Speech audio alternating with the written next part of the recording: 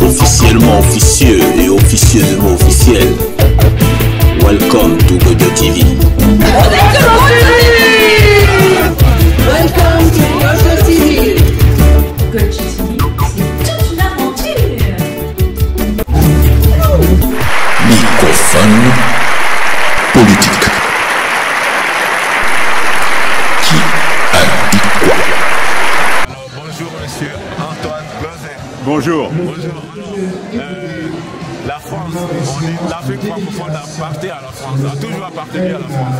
Est-ce que c'est encore le cas aujourd'hui? Non, absolument pas. Il faut savoir que l'Afrique s'est totalement mondialisée et que la France, à la chute du mur de Berlin en 1989, a cru qu'elle était encore chez elle en Afrique. Et on a vu arriver, bien évidemment, tous ses anciens alliés, ses partenaires, qui ont laissé la France finalement avoir des marchés. Et c'était une sorte des marchés totalement verrouillés. La France contrôlait ses marchés à 50-60% parce qu'il n'y avait pas de concurrence pour la France. Mais maintenant, l'Afrique s'est mondialisée et les entreprises françaises, et en particulier les Français, n'ont pas vraiment réalisé le nouveau monde. Qu'est-ce qui se passait en Afrique? Ils n'ont pas vraiment vu arriver les Chinois. Maintenant que l'Afrique est mondialisée, c'est vrai que moi je ne regrette pas. C'est vrai que c'était une période historique particulière, les indépendances de 1960 jusqu'à la chute du mur de Berlin, 89-90. Pendant 30 ans, finalement, les alliés de la France, les partenaires occidentaux de la France, au nom de la lutte contre l'Union soviétique, ils avaient laissé la France gérer complètement ces anciennes colonies d'Afrique de l'Ouest, d'Afrique centrale, avec des hommes politiques qui étaient très souvent des dirigeants qui avaient été cooptés par la France, parce que soit c'était d'anciens militaires, comme l'adjudant-chef Bokassa ou l'adjudant-chef Yadema au Togo, ou Bokassa en Centrafrique, la France les avait cooptés, ou alors c'était des ministres, et les jeunes ne savent pas, c'est des gens comme Houphouët-Boigny, le président de la Côte d'Ivoire, ou Léopold Sédar Senghor, le président du Sénégal, ils avaient été dans des gouvernements français. Donc c'était vraiment ce qu'on appelait la France en Afrique. C'était pas simplement une histoire de mallettes de billets entre dirigeants africains et dirigeants français, c'était une période historique très particulière qu'on appelait la France-Afrique. Et c'est vrai qu'à la chute du mur de Berlin en 90, la France a continué à se croire chez elle en Afrique, en particulier dans les milieux de business et tout. Et maintenant, même dans un pays comme la Côte d'Ivoire, où la France était vraiment le cœur de la France, de la présence française. Moi j'ai connu Abidjan, en 1980 il y avait encore 50 000 Français. Et donc les Français étaient assistants techniques, coopération, etc. Un peu de coopération de substitution. Et c'est vrai que maintenant la France fait 6-7%, alors que la Chine fait déjà 12%. Donc il faut bien comprendre que la France-Afrique c'est une période historique, 60-89, que maintenant beaucoup d'Africains s'imaginent que la France est encore influente et puissante, mais en fait la réalité, c'est que la présence de l'armée française, ça sert un peu de cache-misère à une présence française globalement en déshérence sur l'ensemble du continent. Et on voit bien que même Emmanuel Macron, qui a été faire un discours, il en faut sortir du précaré, mais la France n'existe pas dans des pays comme l'Afrique du Sud, le Kenya, l'Éthiopie, parce que, encore une fois, on ne change pas cette période historique de 30 ans, ça ne change pas du jour au lendemain. Donc il va falloir laisser, comme on disait, c'était Mitterrand qui disait toujours, il faut laisser du temps au temps pour voir les choses se faire. Oui, mais voilà. La France réussit quand même à imposer encore de nos jours ses présidents en Afrique. On voit à mon avis, moi je pense qu'on est dans une fin de cycle. Une fin de cycle. Moi je ne suis pas persuadé que ce qui vient de se passer en Guinée, ça soit la France qui soit derrière. Hein. Je veux dire, il ne faut pas croire non plus quand vous voyez une présence. Moi, je vais vous montrer un contre-exemple. C'est un pays comme le Mali où il y a une présence militaire française. Vous avez vu comment il y a eu un coup d'État, comment maintenant il y a une espèce de conflit entre Assimi Goïta et puis le pouvoir malien et puis les Français. Vous avez vu le Premier ministre aux Nations Unies hier qui a dit ouais, ben, la France, elle s'en va du nord du Mali, il n'y a pas de raison que nous, on ne puisse pas choisir nos partenaires, en particulier les Russes. Donc vous voyez que les choses évoluent quand même. Voilà. Lentement, mais ça se fait. Et vous allez voir que ça, vous allez voir, là on se reverra peut-être pas, mais pensez à moi dans 1 ou 2 ans, vous allez voir l'accélération. Et puis encore une fois, on parle toujours des Russes, des Chinois, mais par exemple, les Allemands, qui sont les partenaires européens, ils ne veulent pas se faire entraîner, par la France dans leurs histoires, en particulier sur Takuba et autres, mais en même temps, ils sont les 4e exportateurs européens vers l'Afrique. Donc tous les partenaires, même européens de la France, sont en train de nous tailler des croupières. Voilà. Non, il y a juste une question Une que dernière, je voulais poser concernant, c'est un pays qui me touche particulièrement, la Côte d'Ivoire. Oui. Comment vous voyez la présidence de la Côte d'Ivoire en ce moment? Ah ben, je veux dire, la Côte d'Ivoire, de toute façon, c'est, je veux dire, la façon, enfin moi je ne suis pas militant, moi je suis observateur, mais c'est vrai que la façon dont Nicolas Sarkozy, qui est quand même, qui était, on le savait, un ami d'Alassane Ouattara, a débarqué Laurent Gbagbo, c'est simplement parce que la France a toujours le poste de secrétaire général adjoint des opérations de maintien de la paix aux Nations Unies, et c'est vrai que du coup c'est elle qui fait les résolutions et tous les autres votent ces résolutions. Et la façon dont ça s'est fait, on ne peut pas être d'accord, c'est pas à la France de sortir Gbagbo de son... mais le fait que la France voyez, était à la Cour pénale internationale, le problème de la Côte d'Ivoire actuellement, c'est que c'est une situation qui est très compliquée. Avant 2025, Alassane Ouattara, il aimerait bien, à mon avis, se retirer à un moment donné, mais il ne va pas maintenant changer la constitution à nouveau pour empêcher Laurent Gbagbo et Henri Konan Bédié de se présenter en disant on met la barre à 75 ans. Donc là, à mon avis, il y a une grande période d'incertitude qui s'ouvre à la Côte d'Ivoire, et c'est pas moi qui vais dire qu'est-ce qui va se passer dans les prochaines années. En tout cas, merci beaucoup. Non, oui. Merci à vous. Au revoir. Are you alright out there? Is everyone alright?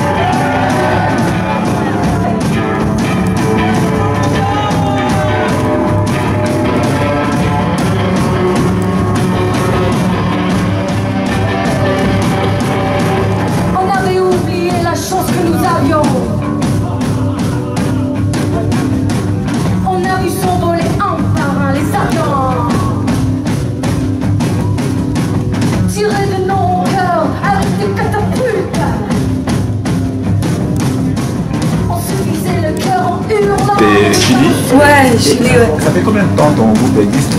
Alors là, White Crocodile, ça existe depuis, on peut dire, une cinquantaine d'années, j'allais dire. 5 ans, 3, 4, ça fait vraiment 4 ans qu'on a cette formation-là, qu'on développe cette histoire et qu'on a réussi là à enfin arriver à cet album, The Stranger. Mais c'est le premier album? C'est le premier album, on a sorti un EP, 5 titres en juin, tu étais là. J'ai les de toute façon. Ouais, et là c'est l'album, c'est notre premier album et on est très émus, très fiers d'arriver là, c'est un long combat.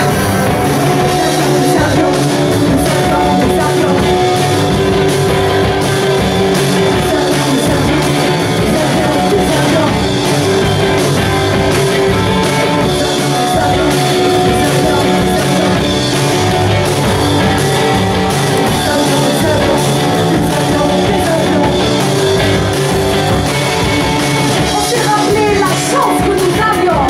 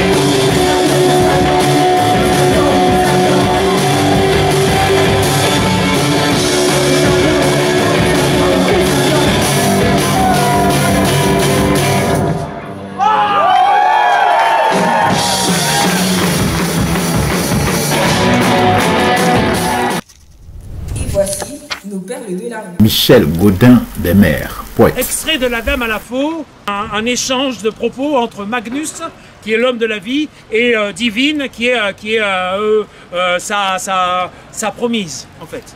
Donc Magnus au portrait et au statut des génies de l'humanité. Héros de génie, ancêtre selon l'esprit, maître d'harmonie par le geste et les cris, ô toi qui découvrit aux fins de l'onde un monde, et toi qui fis de ton cerveau jaillir un Orient superbe, et toi qui libéra le verbe, et toi qui nous dota d'un système nouveau, Orphées et bonnes fées, vainqueurs de démons, tueurs de dragons, titans et philosophes, savants et ciseleurs de strophes, ô vous tous qui vivez en l'immortalité, que de fois vous avez grondé comme un orage, aux pensées que ce fils allait trahir l'oracle, et que croyant que tout allait finir, vous êtes-vous voilés pour ne plus me bénir. Divine, si le soleil ne rit qu'à la hauteur de l'œuvre, imite donc cet aigle, et non cette couleuvre. Et songe qu'à travers son vol, en son mépris de la paresse, le vieux soleil écarte sa jeune caresse du sol où l'humain s'agenouille, moine chiche autour d'un riche patrimoine, et se déclare trop timide ou trop servile pour extraire de sa propre houille quelque force vive. Et pour l'offrant aux grands joyaux de jour, comme on tend sa jeunesse à l'amour, ajouter un sourire aux lèvres de la vie. Magnus, ma force, ô mon épouse, elle est entière en toi. Veux-tu que je triomphe, combats avec moi? Divine, résolument, alors, renversons la muraille. Magnus, interdit, cherchant dans ses souvenirs la muraille. Divine, l'homme, l'humain est là de heurter toujours des horizons. Même objet, même sujet, même prison. L'arbre du souvenir ombrage la nature. Le progrès ne mûrit que sur des lois futures. Le talent étant d'autres, le génie en nous. Triomphons par la tête et non par des genoux. On n'est un vrai vivant que lorsqu'on réalise, et seul notre chef-d'œuvre nous immortalise. Magnus, se remémorant les paroles du très vieil astrologue, s'ils furent des titans, tâchez d'être des dieux. Divine, surpasser les anciens, c'est grandir les aïeux. Sache que les chefs-d'œuvre forment une race où l'on rit, où l'on geint, comme chez les humains cela se passe.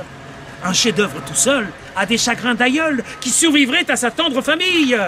Vois ce père orgueilleux de ce fils et cette mère fière de sa fille. Ainsi des chefs-d'œuvre d'antan. Ils ont besoin de la caresse de chefs-d'œuvre suivants qui soient comme leurs femmes, comme leurs enfants. Car un chef-d'œuvre, c'est un corps et c'est une âme. Sinon, sévit sur eux l'implacable détresse, croissant avec l'affront du sinistre pillard qui les tourne en risée à coups de plumes, de pinceaux, de plumes ou de poignards. Magnus, pensivement. Un jour, je vis pleurer un vieux chef-d'œuvre en un coin de musée. Divine, oui. Les chefs-d'œuvre anciens veulent des successeurs, ayant un air de fils, de frère ou bien de sœur, et parfois de forain, le bâtard souverain. Puisque leur mère à tous, la beauté se transforme et progresse en son âme et progresse en sa forme, donc à toi de créer, novateur. L'artiste a trop longtemps manipulé les choses, supputé les effets, scruté l'amour. Non, l'art ne tient pas tout. Dans la femme et les roses, au-dessus d'elles règnent plus rares les causes. Laisse les roses aux faiseurs et prends l'idée au créateur. Pose l'échelle au tronc de l'arbre où sont les nids et redescends avec les œufs de l'infini. Ce géant, tu disais, découvrit une terre. Eh bien, poète, va découvrir le mystère. Ajoute le mystère à la réalité, ce sera faire, ami, la grande charité. La vieille terre à la longue se courbe. Sans doute est-ce pourquoi le soleil s'en détourne. Mais refais à l'aïeul un printemps, qu'on lui donne un chef-d'œuvre, autrement dit 20 ans, et le soleil reparaîtra dans sa lumière vive, car le chef-d'œuvre c'est la gloire, et le chef-d'œuvre c'est la vie. Magnus, comment réaliser le chef-d'œuvre nouveau? Divine, puéril, ingénument, comme toujours, par ton cerveau. De même que le soleil évoque le germe, amène l'invisible à terme dans la vie. Magnus, mais le soleil a ses rayons, divine. Divine, toi tes images, ces rayons de ton désir, pour évoquer l'idée et soudain la saisir. Cette idée, aussitôt, qu'ensorcela le mage, de s'épandre sur terre en sa robe d'image. Magnus, créer a donc cette simplicité? Serait-ce si facile, la divinité? Divine, le génie est cet enfant sublime qui, lorsque tout le monde voit la base, voit la cime. Vite, arrache des forces à l'éternité, comme bientôt des fils à ma virginité. Le corps humain succomberait à l'anémie s'il n'avait les apports de la science amie. Renouvelle l'esprit de l'homme vieux et là, à la veine d'azur du splendide au-delà, aux solides apports poètes joint ta flamme et descend l'absolu pour rajeunir notre âme, et le soleil inondera de sa santé l'avènement de l'idéo-réalité.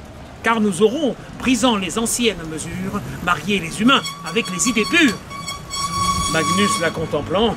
Oh, pour parler ainsi, toi qui descends du ciel, n'es-tu pas la beauté dans un être réel? Oui, n'es-tu pas divine, cette grande dame, qui fait que je m'incline et te dise « Madame ». Divine, si vraiment selon toi je viens du paradis, je ne suis pas Magnus la beauté que tu dis, car si moi je descends du ciel, par aventure, la beauté celle-là monte de la nature. Magnus, lors tu n'es pas séant par la chute d'un vol, et tu montas comme elle du sol. Mais qu'ose révéler ta présente doctrine? La beauté n'est donc pas d'origine divine?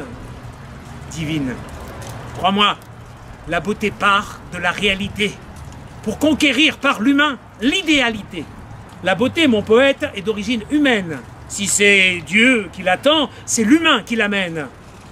Non, la beauté n'est pas cette déesse en or que des prêtres rangés comme autour d'un trésor gardent jalousement la main sur l'évangile, mais une fille libre au simple corps d'argile, une fille semblable aux filles d'ici-bas, avec le sang de la nature dans ses bras, qui naquit avec l'homme, ignorante, sauvage, et comme lui, croît et progresse d'âge en âge à travers les efforts du peuple fraternel, allant du périssable à son but éternel, car la marche de cette fille inasservie est parallèle avec la marche de la vie. Oui, cette fille marche à côté des humains qui lui tendent leurs larmes du creux de leurs mains afin qu'elle les change en pierres précieuses tout le long frémissant de ses chairs gracieuses. Nos douleurs vont de pair avec sa guérison. Nous sommes les instincts dont elle est la raison. Elle est la certitude de notre hypothèse. Si l'humain est l'analyse, elle est la synthèse. Elle est la qualité de notre quantité. Nos millions de cœurs forment son unité. Elle est le diamant de notre houille humaine. Elle est l'enthousiasme en fleurs qui se promène. Elle possède l'art d'amoindrir l'inconnu, de se grandir de Dieu chaque jour plus menu, à tel point qu'un soir, Dieu, spolié du mystère, devra chercher le ciel tout en bas, sur la terre. Or, sous le sceptre ami des poètes bergers qui chantent pour nous rendre les chemins légers, la course se déploie vers la forme parfaite, les peuples s'employant à hâter cette fête, car la beauté que Dieu guette du ciel profond, cette beauté, ce sont les humains qui la font. Et la voici, sous les espèces d'un chef-d'œuvre, où chaque humain aperçoit son appoint de manœuvre, qui se dresse parfois en nouvelle victoire, une victoire encore sur l'éternité. Le monde alors s'émeut d'un hosanna de gloire, car tout chef-d'œuvre est un peu plus de liberté. Magnus, pour aboutir à la lointaine apothéose, faudra-t-il pas une révolte grandiose? Divine, de révolte en révolte, on s'approche de Dieu qui s'offre à nous suprême et souriant en jeu. Ce n'est pas contre Dieu que l'humain se démène, mais contre les tyrans de la bêtise humaine, fiers de se pavaner avec elle aux côtés. Dès longtemps, Dieu l'attend, la terrestre beauté. Pour la première fois en sa coquetterie, Dieu pourra se mirer dans une chair fleurie. L'aïeul s'éblouira de se voir en objet, lui, elle, qui se lassait d'être l'unique sujet. Elle verra son esprit traduit par un visage. La preuve qu'il existe tiendra dans l'image et son heurt sera grand, caressant son reflet de se sentir concret en demeurant abstrait. Dieu semblera sorti des lois de la nature. Il sera le chef-d'œuvre de sa créature et l'humain exultera d'avoir tenu son vœu, ayant par sa beauté pu réaliser Dieu. Magnus, hardi, pressons le pas, courons plus vite encore et tentons au plus tôt l'escalade sonore. Divine patience. Il viendra dans les siècles futurs l'universel assaut contre les derniers murs. Alors tous se rueront, prunelles décidées, les peuples et leurs cours, solidaires d'idées. Cette fois le passé servira d'escalier, chaque lustre un degré, chaque siècle un palier. Le soleil y mettra sa double rampe blonde, et le vent de l'abîme poussera le monde. Magnus, assaillons l'absolu, sublime et circonscrit. Vite, frère, plus haut, taillot, voici l'esprit. divine. Taillot, sonnez la fin de l'ère transitoire, Magnus. Taillot pour la beauté, taillot pour la victoire, divine. Halali, Magnus. L'azur s'ouvre, divine, entre postérité. Magnus et divine, au comble de la frénésie. Liberté, liberté. L'humanité sur la place en écho formidable. Liberté. Divine, soudain, l'humain, allégé de sa lourde aventure, s'envolera dans la subtile surnature. On rira sur le sol et dans le firmament. Ce sera pour toujours l'âge de diamant, où Dieu ne sera plus que le total des humains. Et nous irons sous l'arbre savourer les pommes. Magnus, transfiguré, dit quelle loi pour vaincre suivra le vivant. Divine, aucune autre que celle d'aller en avant. Magnus. Viens, peuple, appareillons pour une entière ivresse, il n'est plus temps d'attendre au pied de la paresse, recommençant à vivre au bras de la beauté, partons gagner notre divine royauté. Extrait donc de la Dame à la Fête.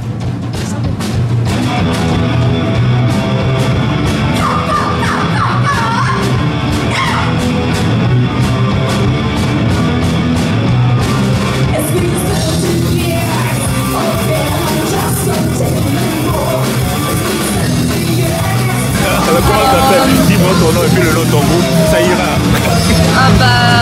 C'est Mojave Alicia, dans le groupe c'est Odysmès. Et on vient de France, Espagne. Et on va sortir un album bientôt en l'équipe. Et ça fait combien de temps le groupe 1 an et demi. 1 an et demi. Waouh, on dirait un groupe de 10 ans. En tout cas, merci beaucoup. Hein. Merci à toi.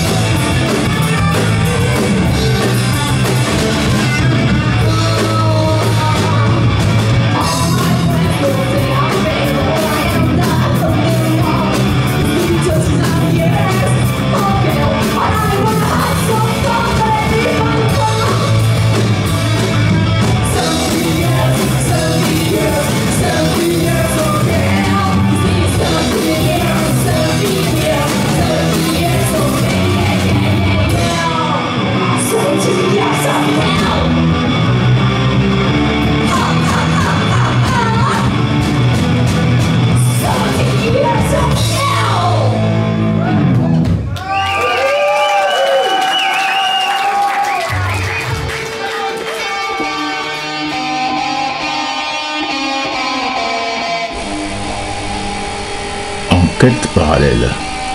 Aujourd'hui, avec la radio Solarium, je rencontre mon voisin des Locs, une association implantée à Saint-Ouen, dans la région parisienne. On découvre tout de suite. Bonjour, est-ce que vous pouvez vous présenter et nous expliquer en quelques mots quelle est votre association et quel est son but? Bonjour, moi je suis Laure Cardinal, je suis présidente de l'association Mon Voisin des Docks.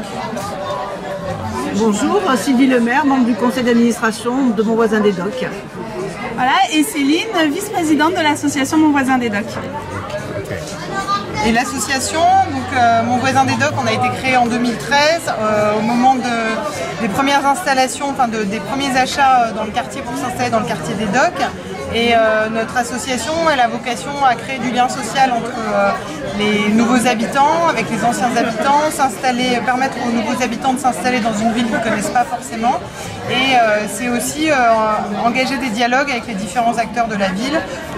Donc évidemment la mairie et les élus, Pleine Commune, l'aménageur Sequano et tous ceux qui contribuent à l'aménagement et au développement du quartier.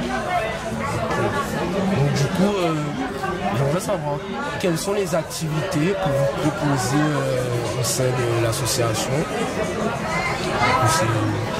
Alors une des activités régulières, c'est l'animation d'un composteur de quartier, donc qui a été créé avec Mon Voisin des Docks et une autre association qui s'appelle Éduc Écolo.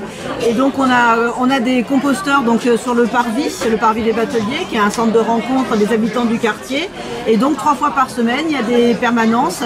Ça permet de sensibiliser les habitants du quartier à la collecte de leurs déchets et de se rencontrer, donc de faire à la fois un acte écologique et de participer à la rencontre et aux échanges entre différents habitants. On a aussi des actions solidaires. Voilà, alors on crée aussi pas mal d'événements à la fois solidaires comme la collecte de jouets de Noël. Donc chaque année sur le parvis, on s'installe sur le parvis et on invite les habitants du quartier à nous donner des vieux jouets, des anciens jouets que les enfants n'utilisent plus mais qui sont toujours corrects. Et on les redonne à d'autres associations comme le Secours Populaire, les Restos du Cœur ou d'autres associations odoniennes. Et au-delà de ça, on organise aussi pas mal d'événements festifs pour que les habitants puissent se rencontrer, échanger, s'amuser dans leur quartier. Voilà. La question suivante, c'est quels sont les projets futurs que vous avez proposés Alors actuellement on est engagé sur un projet en lien avec le budget participatif de la région auquel on a répondu et qui nous a permis d'obtenir une subvention pour planter des arbres dans le parc. On estimait pas assez arboré et pas assez ombragé. Donc on est actuellement en train de travailler avec pleine commune pour aboutir à la plantation de 20 arbres sur la grande pelouse. Donc ça devrait démarrer à l'automne. En novembre. En novembre. Est-ce que vous aurez un prospectus sur lequel on peut avoir Voilà, toutes les infos. Les infos, les liens, le site internet. Alors on est présent sur Instagram, Facebook, Twitter, on a un site web, donc n'hésitez pas. L'ensemble des réseaux sociaux. Mon voisin des docks. Okay. En cœur. Bon ben merci. Merci. Bon courage pour votre radio.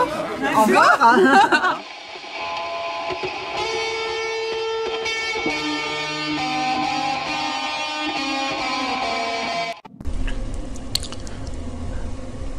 La faille.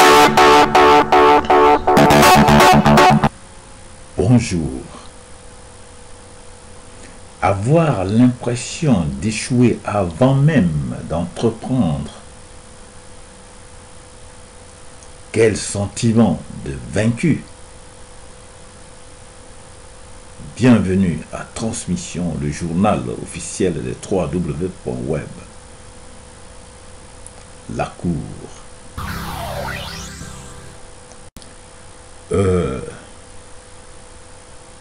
L'échec n'est pas une option dans une réalisation. Si l'échec n'existe pas, créer le bonheur, c'est ignorer le malheur. Et oui, les deux ne vont pas ensemble. Merci. À bientôt pour une autre idée. Au revoir.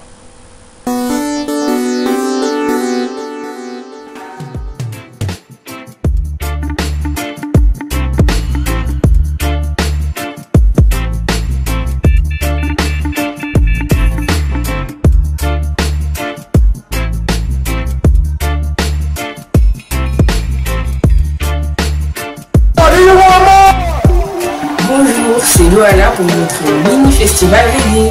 Reggae music, international. Pour les noirs, pour les blancs, les petits et les grands, les gentils, les méchants. Tout le monde balance, sinon. Benny Dread. C'est l'oiseau, il chante parce qu'il est en cours de reproduction, donc bon, il veut se reproduire. Bon, des fois, c'est juste parce qu'il fait beau, et puis non, c'est un enchantement. Il n'y a pas de moment où tu peux avoir de lassitude. Pour quelqu'un qui a connu une ville bruyante, qui est né en pleine ville, c'est quand même, ça pose quand même des questions. Comment on peut, c'est un changement radical en fait. Il n'y a pas de changement radical. Déjà, Je suis né dans la grande ville, mais j'ai quitté la grande ville à 5 ans et demi jusqu'à 17 ans. Et donc là, j'étais en Haute-Savoie. À l'époque, c'était que de la nature. Et donc j'étais dans un coin où tu as de la haute montagne, de la moyenne montagne, de la plaine, un lac. Donc c'est-à-dire, c'est en fait, on a quasiment tous les paysages et les activités que tu peux avoir.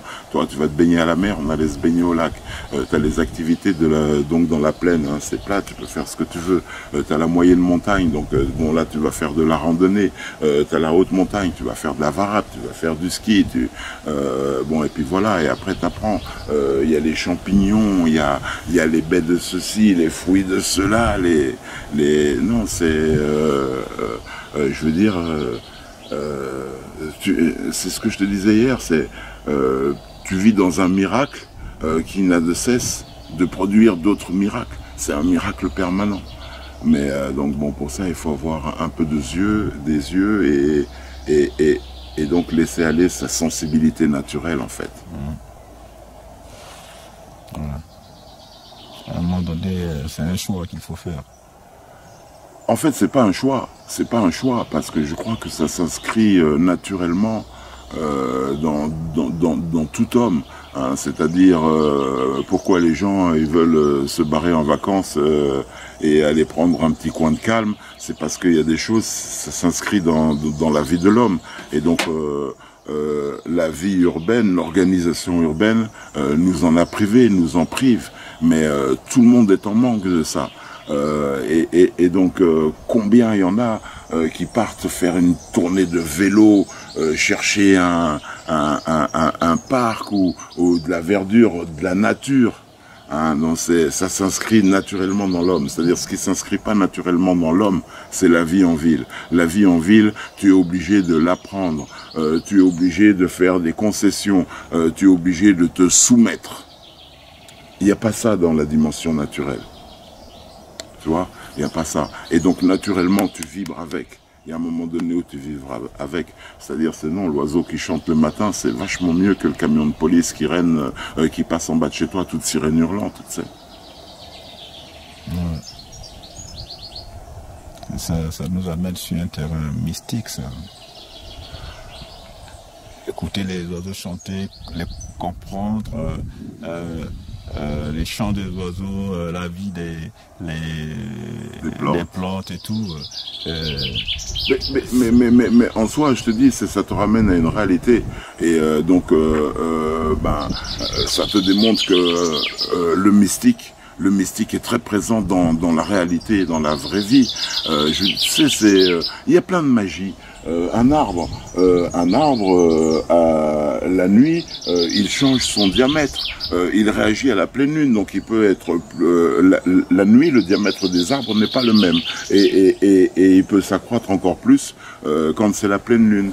Les arbres, ils discutent entre eux, mais ils discutent aussi avec les plantes, et ils font des échanges aussi, et ils peuvent être sensibles aussi à la musique que tu passes, etc., etc. Et donc l'interaction elle est totale. Parce que donc bon, comme je te disais, il y a dans notre réalité, il y a l'éther. C'est-à-dire l'éther, c'est ces choses qui existent mais qui sont impalpables. Impalpables et invisibles, mais qui pourtant sont là. Et donc eux, ils te nourrissent, ils te chargent. Tu vois, je veux dire, c'est pas pour rien. Si tu prends l'ère druidique, donc l'arbre, le chêne, il est important pour les druides, il est important dans le mystique. Donc bon, et il y a plein d'arbres comme ça qui sont hyper importants pour dans le mystique de l'homme. Tu vois, donc c'est parce que, bah oui, ils ont une réalité autre que celle qu'on leur accorde quand on est en ville et qu'on apprend ce que c'est un arbre dans un livre et qu'on vit pas avec lui. Ouais. Tu vois, et qu'on vit pas avec lui.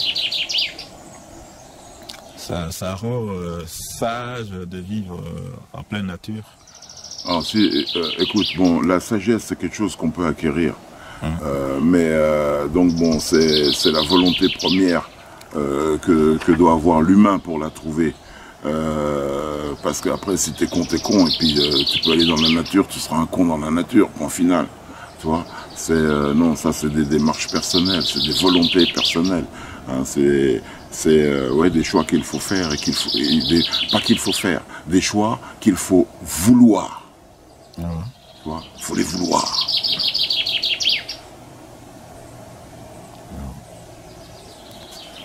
En tout cas, je vois un homme double là, tu vois. C'est la dualité tu vois, un homme double, triple, quadruple, quintuple. Parce que, elle dit, on établit des grands principes sur des grandes choses et donc on reste superficiel, c'est toujours des moules comme ça.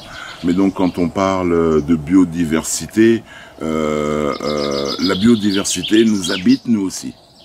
Hein, la biodiversité nous habite nous aussi, donc bon, oui, tu peux avoir 4 ou 5 hommes, parce que de toute manière,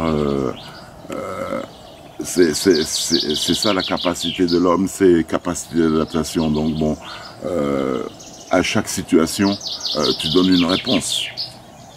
Ouais. Et donc bon, chaque situation fait de toi ou peut faire de toi un homme différent. Voilà. Je pense que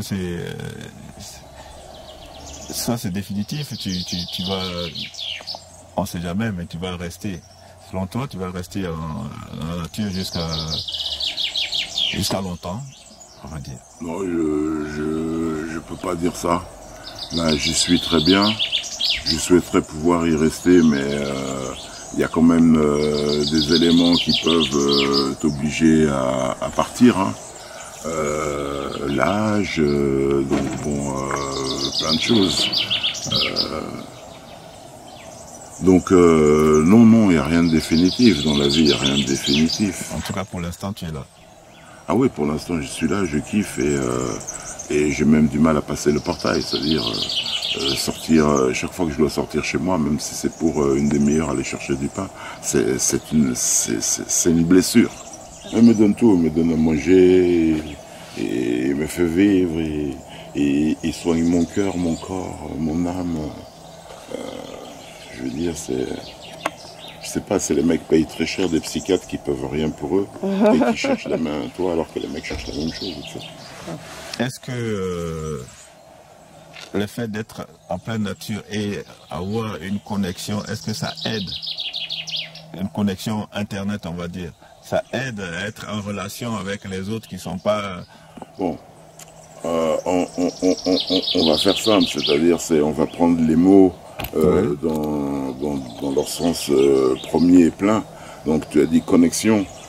Une connexion, donc c'est relier des éléments entre eux. Bien sûr.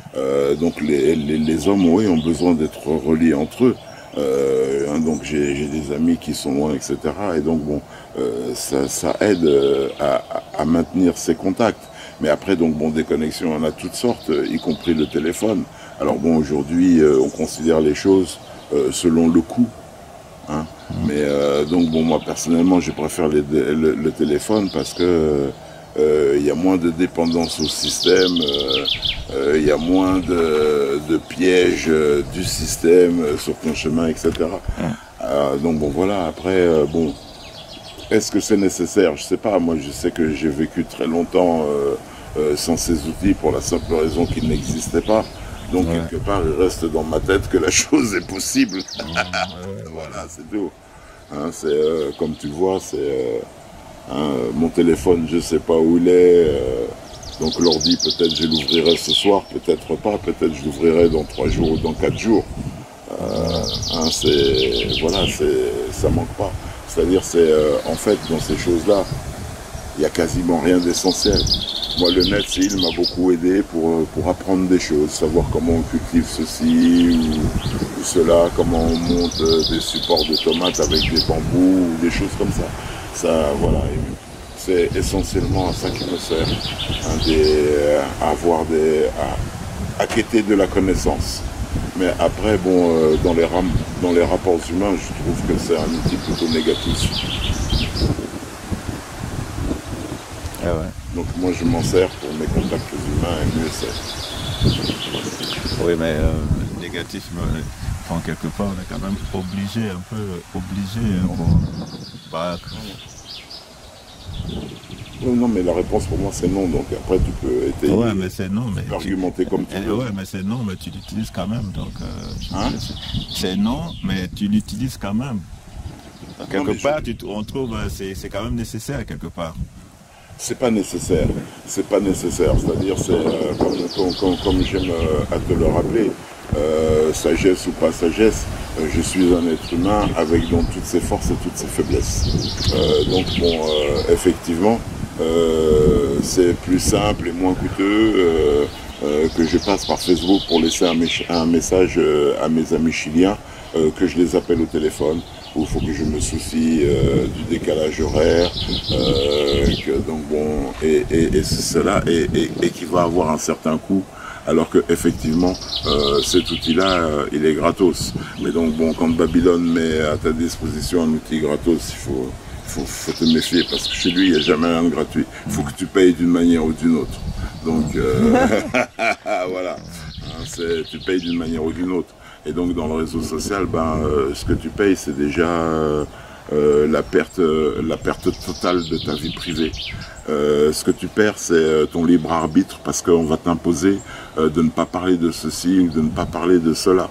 Je veux dire, et en plus de ça, donc ça caresse l'humain dans le sens du poil de ses valeurs les plus sombres. C'est-à-dire, c'est ce qu'en temps normal, avant, on ne laissait pas ressortir, ou qu'on essayait de cacher ou de masquer. Là, ça pète en plein. Là. Toi, ça pète en plein. Donc, voilà. Donc, oui, je m'en sers. Mais, est-ce qu'il est indispensable? Non, il n'est pas indispensable. Mais si je cut, j'ai des amis qui vont me dire que je les ai laissés tomber. Pourtant, ils ont mon téléphone. Mais ils vont dire que je les ai laissés tomber. Donc bon, en règle générale, je ne laisse pas tomber mes amis. Donc pour mes amis, je fais ce sacrifice de rester sur le réseau. Voilà.